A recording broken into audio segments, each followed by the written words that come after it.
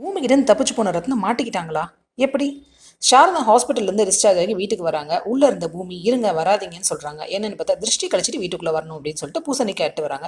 இதை பார்த்த ககன் அவசியமே இல்லை, ஒரு திருஷ்டி பொம்மை எங்கள் அம்மாவுக்கு திருஷ்டி எடுக்கணும்னு அவசியமே இல்லை அப்படிங்கிறாரு. சாரதா பூமிக்கு சப்போர்ட் பண்ணுறாங்க. சும்மா இருடா, என் மருமக எனக்கு திருஷ்டி எடுக்கட்டும் அப்படின்னு சொல்கிறாங்க. திரும்ப திரும்ப அவங்கள திருஷ்டி பொம்மைன்னு சொல்லி கிண்டல் பண்ணுறாரு. இந்து சொல்கிறாங்க, அண்ணா ரொம்ப டூ மச்சாக பேசுகிறீங்க அப்படின்னு. அதுக்கு ககன் சொல்கிறாரு, இவளுக்கெல்லாம் சப்போர்ட் பண்ணால் ஓவராக பண்ணுவா அப்படின்னு சொல்லிட்டு கொடு, எங்கள் அம்மாவுக்கு நானும் திருஷ்டி எடுக்கிறேன் அப்படின்னு சொல்கிறாரு. பூமி கொடுக்க மாட்டேங்கிறாங்க. எங்கள் அத்தைக்கு நான் தான் எடுப்பேன் அப்படின்னு சொல்கிறாங்க. ரெண்டு பேரும் மாற்றி மாற்றி சண்டை போட்டே இருக்காங்க. இந்து சொல்கிறாங்க, சின்ன பிள்ளை மாதிரி ரெண்டு பேரும் சண்டை போடாதீங்க, நீயும் எடுக்க வேணாம் அண்ணியும் எடுக்க வேணாம், ரெண்டு பேரும் சேர்ந்து எடுங்க அப்படின்னு சொல்கிறாங்க. ஒரு வழியாக திருஷ்டிலாம் கழிச்சு போட்டுட்டு உள்ளே கூப்பிட்டு வராங்க.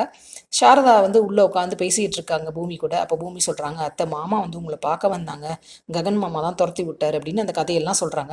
கரெக்டாக கிருஷ்ணா கால் பண்ணுறாரு. சாரதா கூட பேசணும்னு ஆசைப்படுறாரு.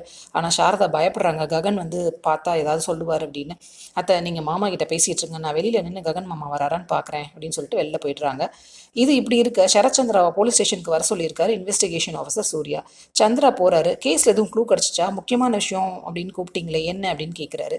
எங்கள் அண்ணனோட மர்டர் கேஸில் ஒரு சின்ன க்ளூ கிடச்சிருக்கு அப்படின்னு சொல்கிறாரு. யார் கொலை பண்ணதுன்னு தெரிஞ்சிச்சா? நீங்கள் அன்றைக்கி எங்கள் வீட்டுக்கு வந்தப்போ ஒரு ஃபோட்டோ காமிச்சிங்களே அந்த லேடியா அப்படின்னு கேட்குறாரு சந்திரா. ஆமாம், அவள் பேர் ரத்னம், என் கஸ்டடியில் தான் இருக்கா அப்படின்னு சொல்கிறாரு. நான் எதுக்கு கூப்பிட்டேன்னா சோபா சந்திராவோட கொலை பற்றி அவளுக்கு ஏதோ ஒரு விஷயம் தெரியும்னு நான் சஸ்பெக்ட் பண்ணுறேன் அப்படிங்கிறாரு. அவளை எப்படி படிச்சிங்க அப்படின்னு கேட்குறாரு சந்திரா. அப்போ சூர்யா சொல்கிறாரு, பூமியோட ஹெல்ப்னால தான்.